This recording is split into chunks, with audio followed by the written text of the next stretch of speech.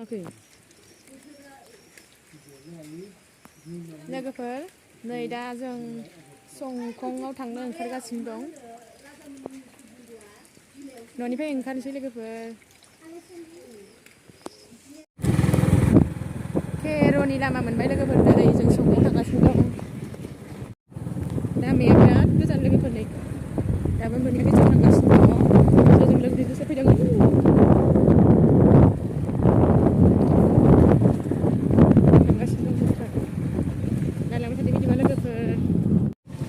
सुनिबार हाथाय ना मा होनो संखंआव मोनफैबाय लोगोफोर दखाना फैदो ओइयाव फैदो रा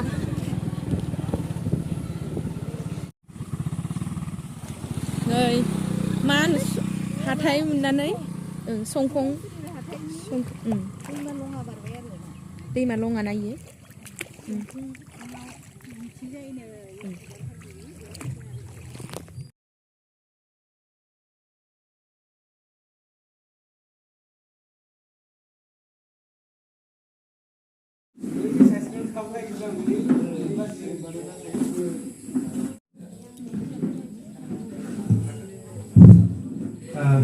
गिबियावनो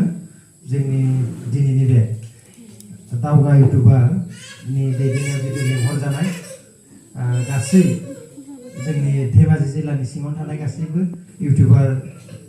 बिथांमोन नोंथांमोनखौ गिबियावनो आंनि गोसो गोरबोनि खुलुमनाय सिबिनायखौ जासिबाय आरो दिनैनि बे जोंनि दावगा इउटुबार जे हानजानि जि सावराय मेल बेखौ दैदेननो थाखाय आंखौ आफादगिरि सायख'नायलाय जिहेतु जोङो मोनसे इउटुबार जिहेतु जे आफाद बे आफाद हिसाबैथ' बेखौ जोङो बुंना लानो हाया बे मोनसे जोंनि मोनसे ससाइटि न'खर बायदि आरो बेथ' मोनफा मोनफा गावबा गावनि जि सालायबाय थानाय इउटुब बे गावबा गाव सानस्रिजों मावनाय खामानि थाखाय बेखायनो बेनि जिहेतु मावनांगौ हाबाफोर खामानिफोर बेखौ जोङो बयबो गावबा गाव जों मिथिलायनानै जों खौसे खामानि मावलांनो थाखाय बे सावरायनायखौ लानाय जादों बिगोमा जानानै दङ नाथाय बिथांमोनखौ जों दासिमबो सिनायलाया दासिमबो मिथिलाया बिनि उनाव जों माखासे समाव गोबां हाबाफारिबो बेबायदिनो लाबोबाय थादों जोंनि जा जों माबायदि दिनै थासारियाव गुबुन जोङो बिटिआरनिखौ लायालासिनो जोंनि ओनसोलाव जोंनि जायगायाव जों माबायदि डेभेलप खालामलांनो हायो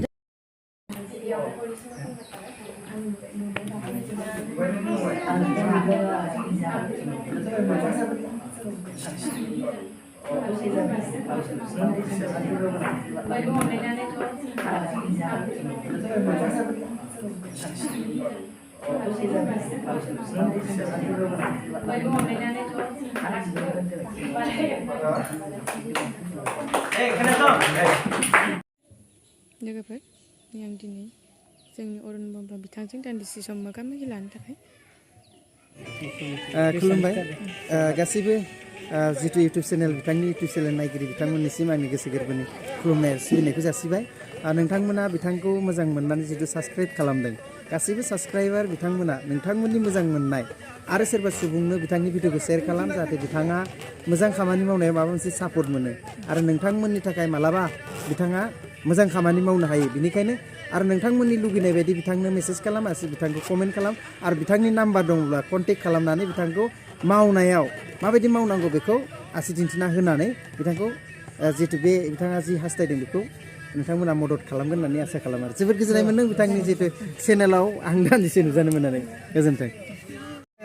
बिथांनि चेनेल नायगिरि नोंथांमोनाथ' मिथिखागौ बिथाङा जोबोद कालसाराव आरो मोसानायाव जे लोगोआबो नुनो खिथानोसै जिउ बायदि मोजां मोनग्रा आं चेनेलनि नामा पमा सरगियारि नोंथांमोना अननानै आंनि चेनेलखौबो चेक खालामना नायथां पमा सरगियारि आंना नोंथांनि मोजां मोननाय नोंथांनि मोजां मोननायनो बिथांनि भिडिअखौ शेयार खालाम अननानै बयबो साबस्क्राइब खालामलायदो थांनो ओंखारबाय थांनो ओंखारबाय गोजोन जमानो बोरै सिनायमोन एसे बुंना हो दे नोंथांनि चेनेला मामोन महेश्वर बसुमतारी महेश्वर बसुमतारी चेनेलखौ सापर्ट खालाम दिनै जोङो मिटआप मोनसे इउटुब दावगा इउटुब एस'सिएसन मिटआपआव लोगो मोन्दों बिथांजोखौबो स' बिथांनि चेनेलखौ सापर्ट खालामनानै हो जेरैबायदि जों दिनै दा टिम दानानै माबा मोनसे जोङो ग्रथ लाबोनो थाखाय जे जोङो आसा खालामनानै बे टिमखौ दादो बेबायदिनो नोंथांमोनाबो जोंनि टिमजों लोगोसेनो गासैनि चेनेलखौबो जोंनि बे धेमाजि डिस्ट्रिक्टनि सिङाव थानाया गासैबो अनलायलायनानै सापर्ट खालामलाय जाहाथे कन्ट्रभार्सि लाबोलाया आरो गाज्रि मेम्स बानायालासिनो गासैबो बिथिङावनो माने मोजां कन्टेन्ट्स लाबोनानै भिडिअ बानायबाय थागोन बिथाङा